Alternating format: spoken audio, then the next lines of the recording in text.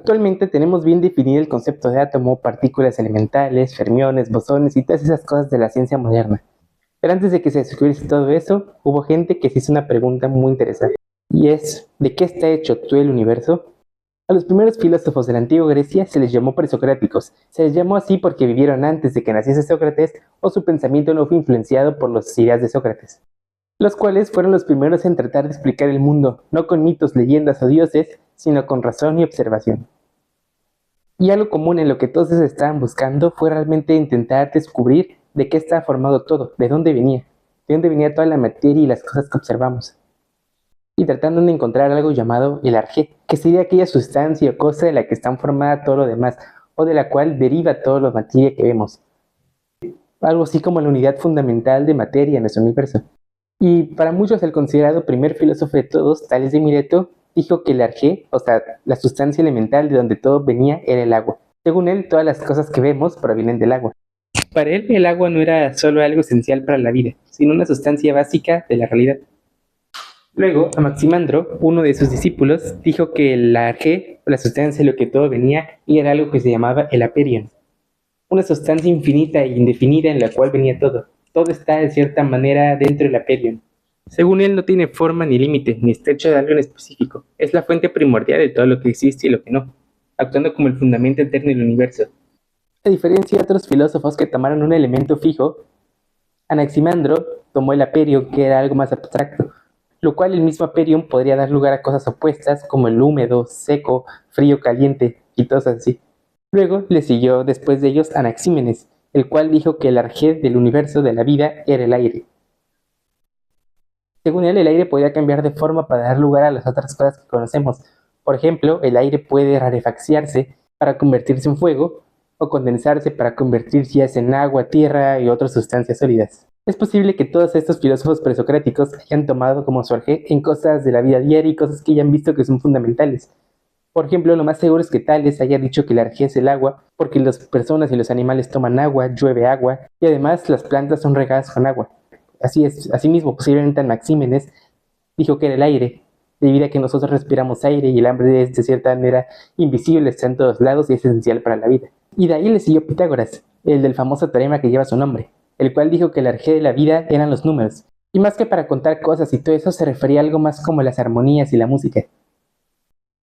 Observó que la música seguía reglas numéricas. Las cuerdas que producen notas agradables tienen longitudes proporcionales.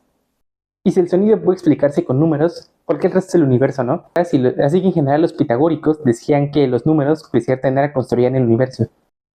Hasta que aparecieron dos pensadores muy grandes que cambiaron la idea en cómo vemos esto. Leucipo y su discípulo Demócrito. Su idea era relativamente simple. Todo lo que existe está formado de átomos y de vacío. Ellos no necesitaban que existiesen dioses, árboles, piedras de origen. Simplemente dos cosas, vacío y átomos. Los átomos son pequeñas partículas indivisibles que se agrupan entre sí para dar lugar a otras cosas que conocemos, a las cosas físicas, como el agua, la tierra, el fuego, incluso nuestras almas, están formadas de átomos, según Demócrito y Leucipo. Y si bien no presentaron un modelo atómico como los que veremos posteriormente, sentaron las bases de lo que era un átomo, la unidad mínima de la materia que se agrupa con otros para formar cosas más grandes.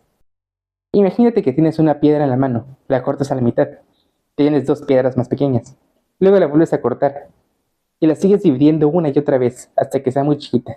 Alguien puede pensar que podrías dividirla infinitamente, pero según Demócrito, llegarás a un punto en el que ya no la puedes dividir más.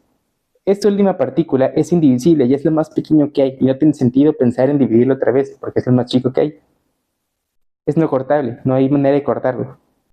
Esta partícula le llamó átomo, del griego a, sin, tomos, división. Átomo. Lo interesante es que esos átomos no son todos iguales, tienen diferentes formas y tamaños, los cuales se agrupan entre ellos y van chocando dentro del vacío para dar lugar a las cosas que forman nuestra realidad. Es como un enorme juego de piezas infinitas que se combinan para formar la realidad. Esta idea era muy distinta a lo que proponían otros filósofos. No había un solo elemento sagrado como el agua o el fuego. Para Leucipo y Demócrito no había más que partículas materiales y mecánicas, moviéndose en el vacío. No hay ningún propósito ni ningún diseño. También el universo no fue creado por nadie, ni para un motivo en sí. Simplemente todo lo que vemos es cuestión de azar y de las cosas mecánicas que pasan.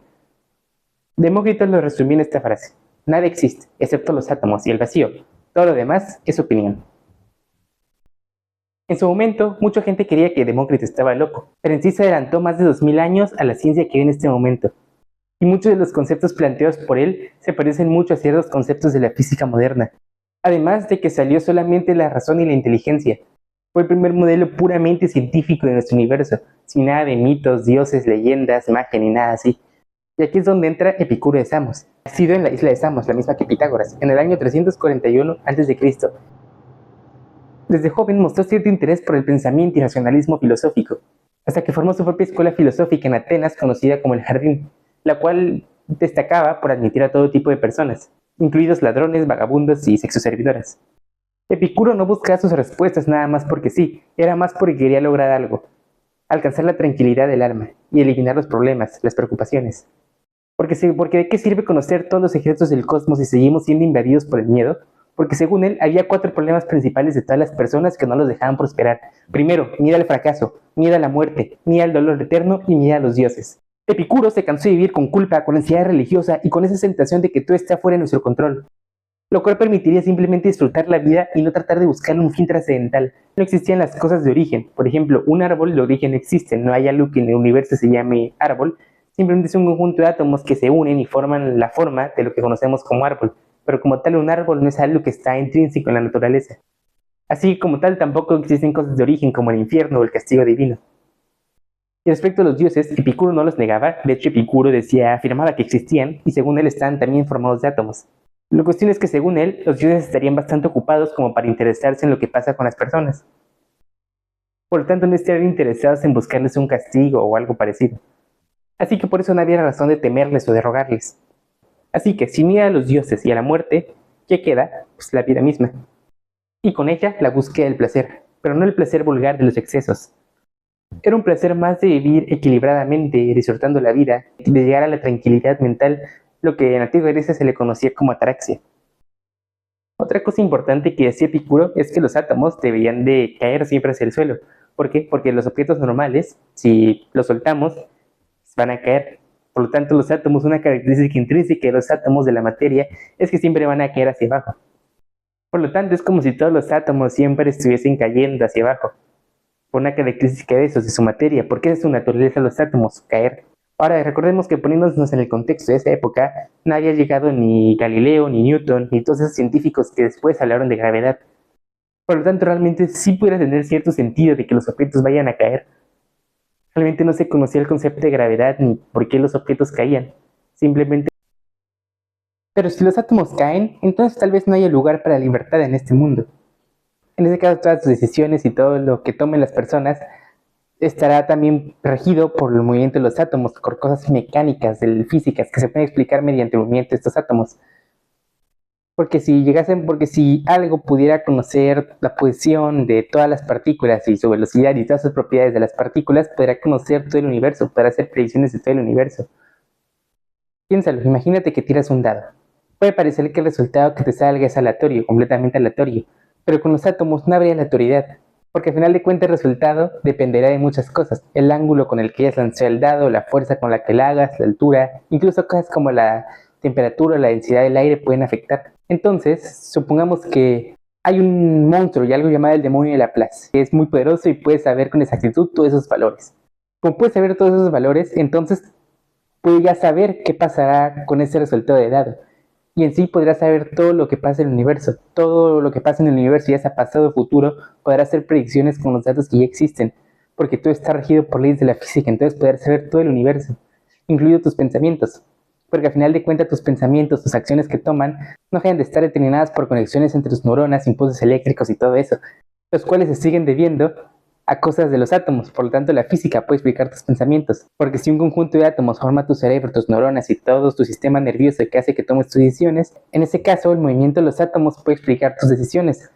Por lo tanto, en ese caso no habría espacio para la libertad ni para el libre albedrío, porque todo ya estaría determinado por las condiciones iniciales de nuestro universo. Y realmente Epicuro no quería quedarse así, porque al final de cuentas lo que Epicuro buscaba con su filosofía era su filosofía de buscar la felicidad. Y para buscar la felicidad, según Epicuro, también es necesario la libertad y el libre albedrío. Por lo tanto, tendría que proponer una solución a esto. No podría ser todo determinista. Así que, ¿qué fue lo que hizo Epicuro? Fue introducirle un poco de aleatoriedad. Se dio cuenta que si los átomos simplemente caen en líneas rectas, el universo sería algo rígido, cerrado, determinista. No habría espacio para la libertad ni esas cosas así. Por lo tanto, propuso que debería haber una fluctuación espontánea, una especie de movimiento aleatorio y natural de los mismos átomos que hace que no siempre sigan la misma línea recta, y este es aleatorio. No la logró desarrollar del todo, pero en sí decía que los átomos deberían de tener cierto movimiento espontáneo, o sea, no siempre irían en una dirección, no siempre tener una trayectoria fija, sino tener una trayectoria algo indefinida y regida por leyes de probabilidad. Hasta que años después, en Roma, un poeta llamado Lucrecio retomaría las ideas de Epicuro y desarrollaría un poema para explicarlo. Y en su poema sobre la naturaleza de las cosas, retoma las ideas de Epicuro, las ideas del atomismo, y les da una naturaleza bastante más humana, donde habla más acerca de ese movimiento aleatorio de las partículas. Además de que Lucrecio les da un nombre propiamente, le llamó el clinamen. Y es algo muy curioso, debido a que este movimiento aleatorio de las partículas tiene bastantes similitudes con la mecánica cuántica, la física moderna de hoy en día. Porque en la física cuántica las partículas no tienen una posición definida, simplemente se rigen por probabilidades, por funciones de onda que nos dicen dónde hay más probabilidades de que estén, pero en sí no tienen ningún lugar definido, depende del azar. Y es muy curioso que Lucrecio y Epicuro hayan ocupado ideas de mecánica cuántica hace más de 2000 años simplemente para dar una solución al determinismo. Esto fue todo por el video de hoy. Realmente, si te gustó, considera suscribirte al canal. También te recomiendo ver mi video sobre mecánica cuántica si quieres entender más sobre cómo se relaciona este pensamiento de Epicuro y Lucrecio sobre el movimiento repentino aleatorio con la mecánica cuántica moderna de hoy en día. Bueno, y próximamente va a haber más videos combinando cosas científicas con cosas de humanidades y así.